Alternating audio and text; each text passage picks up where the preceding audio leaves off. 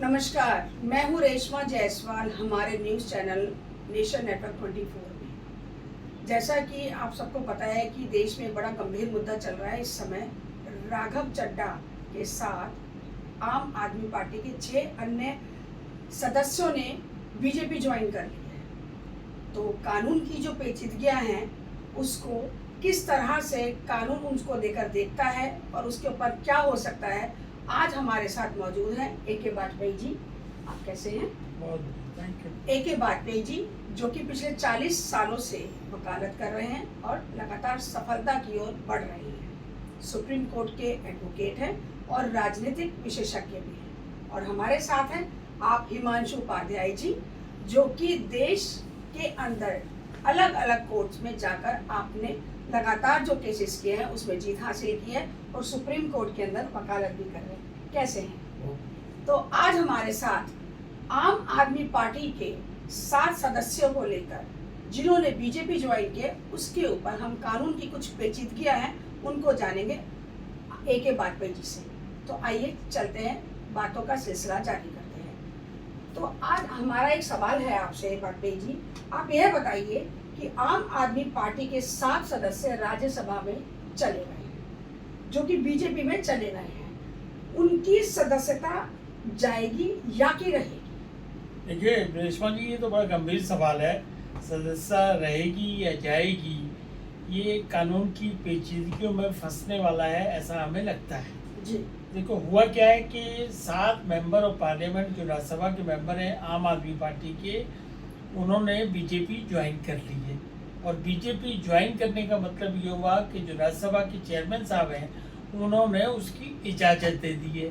और राज्यसभा की वेबसाइट पे 7 सदस्य जो आम आदमी पार्टी के थे अब बीजेपी के सदस्य दिखाए जा रहे हैं जी। तो इसी के चलते हुए आम आदमी पार्टी ने शिकायत भी दर्ज कराई है कि ये जो 7 सांसद हमारी पार्टी के मर्ज किए हैं बीजेपी में, ये सर्वथा गलत है और इनकी सदस्यता समाप्त की जानी चाहिए।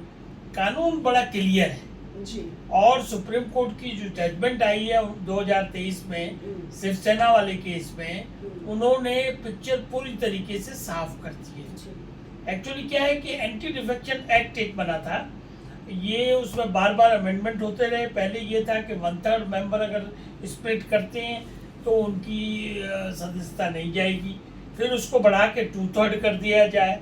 और उसके साथ साथ ये भी कह दिया गया कि भाई किसी भी तरह का डिफेक्शन अलाउ नहीं है। सिर्फ एक सूरत में, अगर पार्टी मर्ज करती है और पार्टी के जो सदस्य हैं, जो सांसद हैं या विधानसभा के सदस्य हैं, तो वो 2/3 अगर चाहेंगे और वो भी मर्ज करेंगे तो सदस्यता नहीं जाएगी। अब सवाल ये है कि मर्जर हुआ कि नहीं हुआ, तो इसका जवाब तो बड़ा सीधा है कि मर्जर तो हुआ नहीं।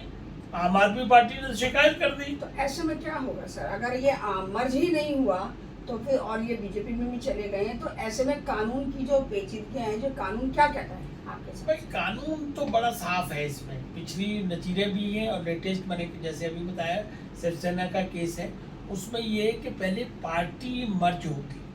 अच्छा। पार्टी पहला स्टेप है, पार्टी मर्ज होगी। फिर दूसरा स्टेप है कि जो मेंबर ऑफ पार्लियामेंट है, चाहे राज्यसभा में चाहे लोकसभा में, उसकी जो स्ट्रेंथ है उसके 2/3 मर्ज होंगे, तब एंटी डिफेक्शन से बच सकते हैं। अदरवाइज कोई सूरत नहीं है। और मुझे ये कहने में कोई जरा भी हिचक नहीं है कि राज्यसभा के चेयरमैन साहब ने जो ये इनका बीजेपी में विलय अलाउ किया है, ये पूरी तरीके से असंवैधानिक है। राज्यसभा के सभापति उनकी सदस्यता के बारे में कोई फैसला नहीं लेते हैं, तो ऐसे में क्या होना संभव है?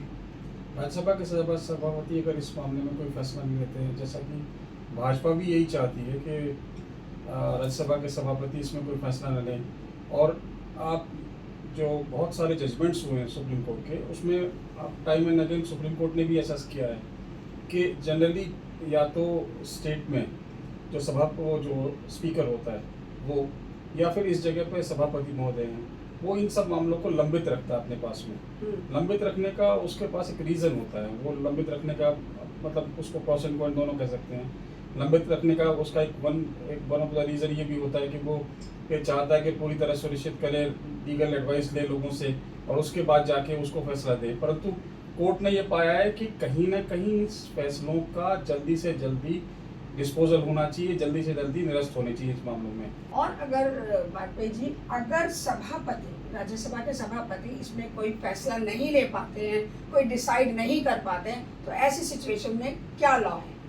देखिए रेशमा जी, कानून की इंटरप्रिटेशन का सवाल होता है जी और वही हाई कोर्ट या सुप्रीम कोर्ट उसको डिसाइड करती है कि इसका सही कानून का इंटरप्रिटेशन ये है। जी अब अगर राज्यसभा के इस चेयरमैन साहब इस पे जो आम आदमी पार्टी ने जो एप्लीकेशन दी है और जिसमें कहा है कि इनको डिस्क्वालीफाई करिए, उस पे अगर वो कोई फैसला नहीं लेते हैं तो वो सीधे हाई कोर्ट जा सकती हैं और डायरेक्शन दे सकते हैं कि भाई इसकी एप्लीकेशन डिसाइड करिए। एक तो ये रास्ता है और दूसरा रास्ता ये है कि आम आदमी पार्टी, अब उनको हम क्यों एडवाइस करें, उनके पास अपने आप को बहुत विद्वान मानते जी। हैं, वो जो चाहेंगे करेंगे।